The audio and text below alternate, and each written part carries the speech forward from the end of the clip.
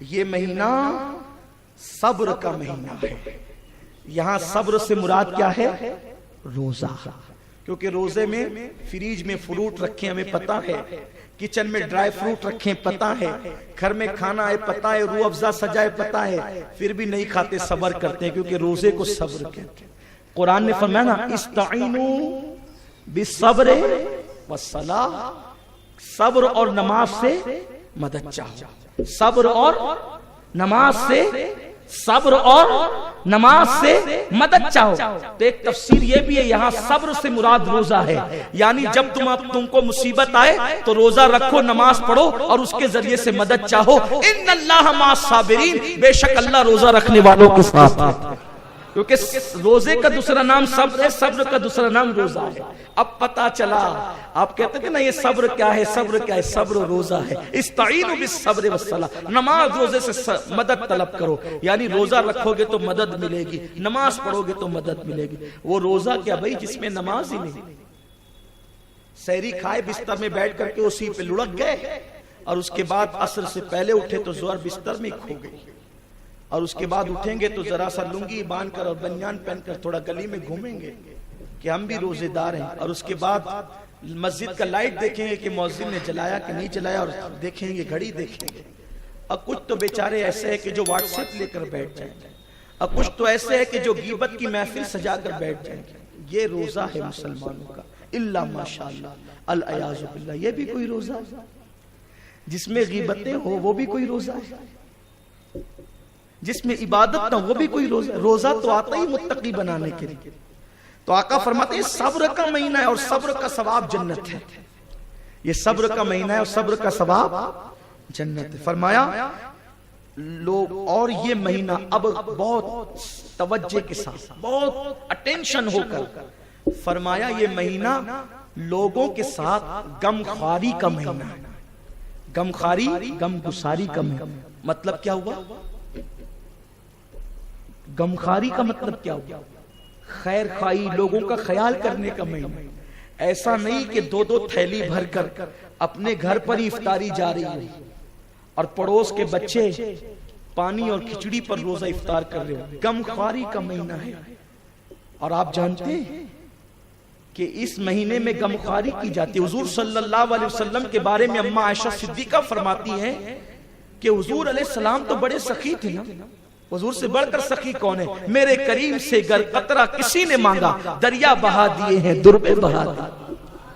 वाह क्या जूदो करम है शहे बतहा तेरा, नहीं सुनता ही नहीं, नहीं सुनता ही नहीं, नहीं सुनता ही नहीं। हुजूर कितने सखी थे, लेकिन फरमाती हैं कि हुजूर तो बड़े सखी थे, लोगों को मैदान जंगल भर भर के बकरियां देते थे आम दिनों में, लेकिन जब रमजान शरीफ का महीना आता तो हुजूर इतना अता करते, दोनों दोनों हाथों से लुटाते, दोनों दोनों हाथों से लुटाते। हुजूर की सखावत देखकर यूं लगता जैसे करम का दरिया जारी हो गया। गमखारी करो, जरा अपने दोस्तों से भी पूछ लिया करो कपड़े बने कि नहीं। अब बने तो कितने बने? आप 5 बनाते हो, उसको 1 बनाए तो 5 में से 1 उसको दे दो, 4 बनाओ। दोस्ती सिर्फ चाय पीने के लिए थोड़ी है।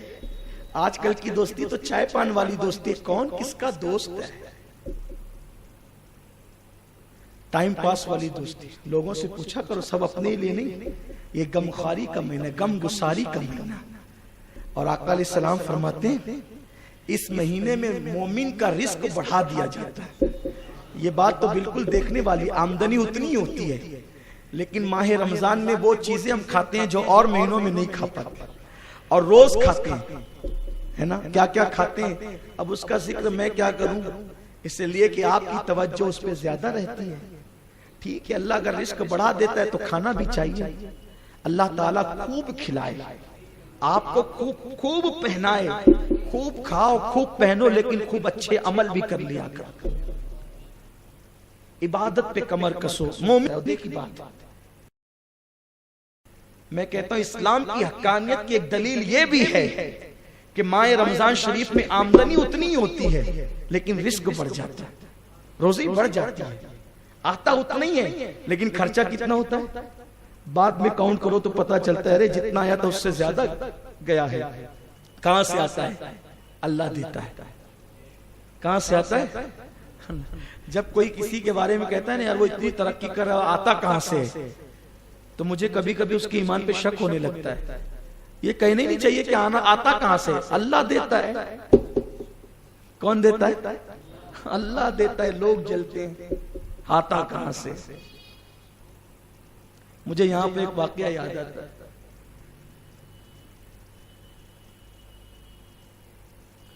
एक बड़ा सखी आदमी था, उसके घर पे रोजाना एक बाबा आता था फकीर, और वो उसको बहुत देता था।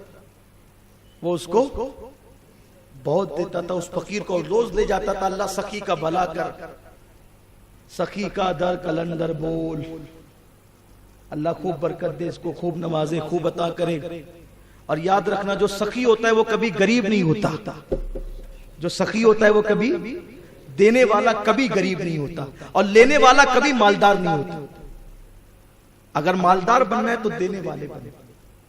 तो एक बड़ा सखी था, रोजाना एक बाबा आता, फकीर आता और उसके यहां से खूब लेकर के जाता। तो देने वाले को देते अच्छा लगता है, लेने वाले को, और जब बीच के होते हैं ना उनको बड़ी तकलीफ होती है, जिनका ताल्लुक ना देने से है न लेने से।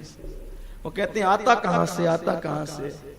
एक दिन एक क्या कहेंगे उसको, जलन से वो जो बीच का आदमी था उसने सखी को बहकाना चाहा उस फकीर के खिलाफ। कहा ये बाबा रोज आता है, इतना लेके जाता है, जरा एक दिन इससे पूछना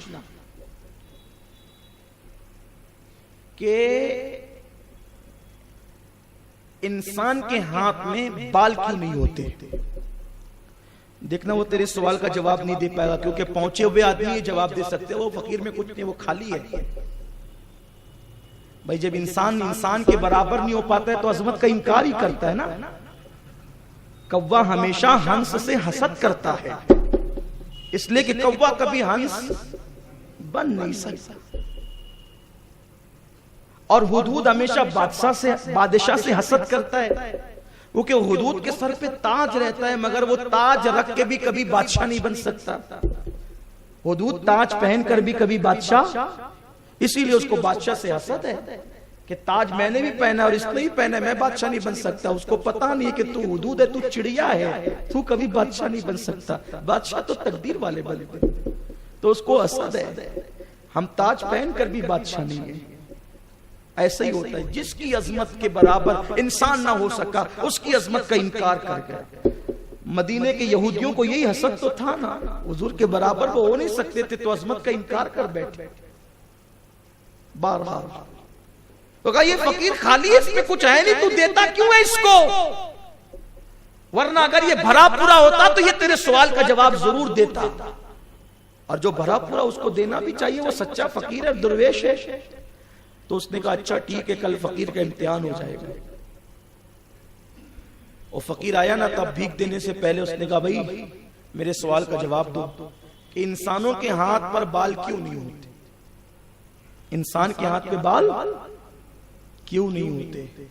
तो उसने बड़ी सादगी से कहा बादशाह सलामत, आप बहुत देते हैं ना, आप बहुत देते हैं, तो आपके हाथ ज्यादा यूज होते हैं, इस्तेमाल ज्यादा होते हैं, इसलिए आपके हाथ पे अल्लाह ने बाल नहीं उगाए।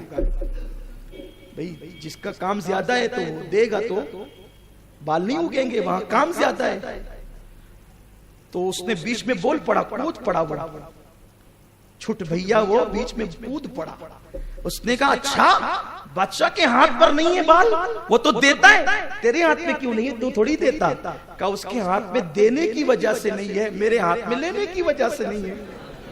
वो कसरत से देता है, मैं कसरत से लेता हूं, इसलिए बाल नहीं है मेरे हाथ पे। तो अच्छा वो तो देता है, तू तो लेता है, मेरे हाथों में बाल क्यों नहीं है? फिर न मैं देता हूं न लेता हूं। कहा कि वो देता है, मैं लेता हूं, और तू हाथ मसलता रहता है। तो जो हाथ मसले उसके हाथ में भी थोड़ी बाल होंगे।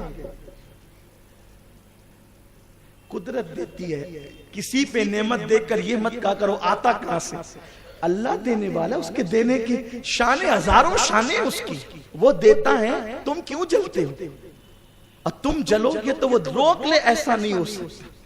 और जब वो देता है ना, सुन लो, कान खोल के सुन लो, कोई 500 5,000 दे के तुम्हारी गुर्बत दूर नहीं करेगा, बल्कि 5 साल तक तुम्हें ताने मिलेंगे, मगर जब मेरा अल्लाह देगा तो देने वाला बना देगा।